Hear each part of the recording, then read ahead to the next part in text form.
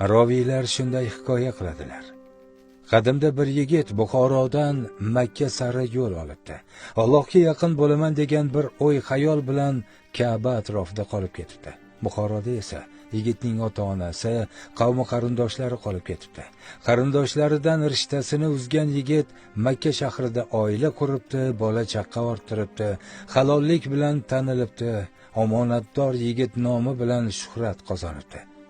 Shahardagi odamlar boyligini shu yigitga ishonib topshirar ekan. Olis safarga borsa ularning omonatini mana shu yigit asrab turar ekan. Bir kuni bir boy kishi yigitga bir tugunda tillo zarlarni beribdi.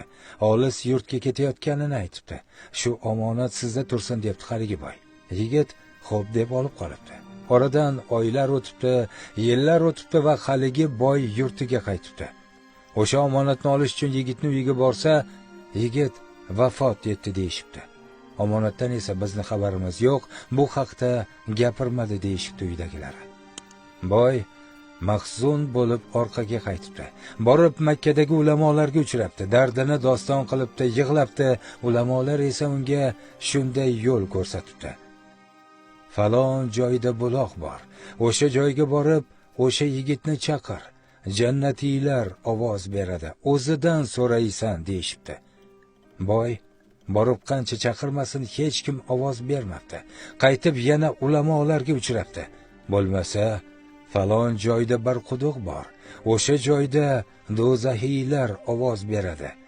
O'sha quduqqa borib chaqir deyishibdi unga. Boy borib o'sha quduqqa ovoz beribdi. Shunda haligi yigit ham nima deysan, gapir debdi. Boy omonatini so'rabdi. Haligi yigit bog'imdagi tut daraxtini tagiga ko'mib qo'yibman, qazib olavering debdi.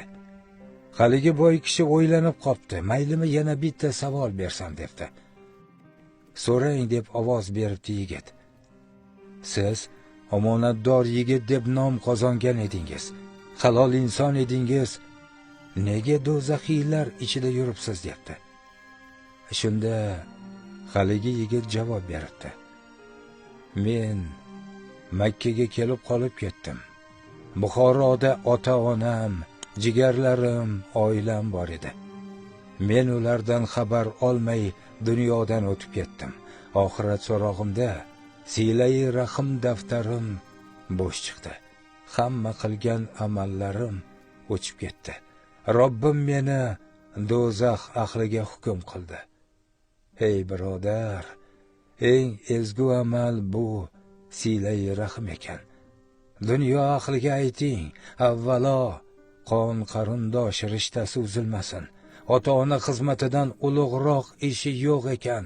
Har qanday shon shuhrat, dunyo matohi ota-ona roziligi oldida bir pulga arzimas ekan.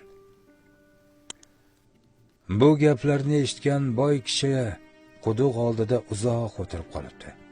Borib, omonatdor yigit aytgan joydan tillalarni topibdi va uzoq o'ylab o'tirmay bor boyligini olib ukasini uyiga boribdi. Qashshoqqina serfarzand ukasi akani ko'rib sevinchdan yig'lab yuboribdi. Jigarini bag'riga bosib xo'ng yig'labdi.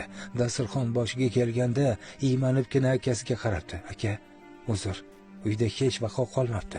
Ozroqgina talqonimiz bor. Xafa bo'lmasangiz shuni keltirsam debdi. Ukajon, seni shunchalar holingda xabar olmagan men gunohkor akangni kechir. Mana tugundagi bor boyligim seniki ukajonim. Faqat chin dunyoga borganda ota-onam oldida meni yuzim yorug' bo'lsa bo'lgani. Bunga esa sen guvoh bo'lasan jigarim. Akasi shunday deb ukasini bag'riga bosibdi. Qissadan hissa shuki, jigarlar qiyomatda bizni yuzimizni oqlovchilar ekan. Ilohim barchamizni silai rahim daftarimiz savoblarga to'la bo'lsin. Ota-ona, farzandlar, jon jigarlar orasidan mehr oqibat ko'tarilmasin. Boyvachcha akalar bo'lamizmi, boy xotinlar bo'lib ketamizmi, jon jigarlarimizni holidan xabar olishni unutmaylik. Qalblariga mehr ulashaylik. Unutmaylikki, haj va Ka'ba ziyoratimiz oyog'imiz ostida turibdi. Qalb ko'zimizni kattaroq ochsak, savob eshigini ko'ramiz.